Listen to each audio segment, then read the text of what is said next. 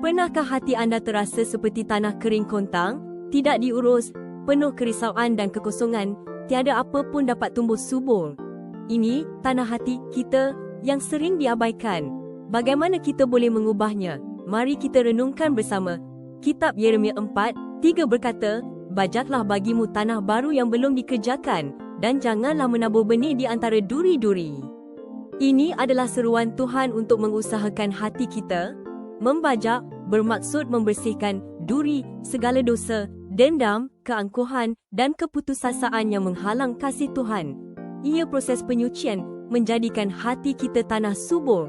Mengusahakan hati memerlukan kesabaran dan kebergantungan pada kasih Tuhan.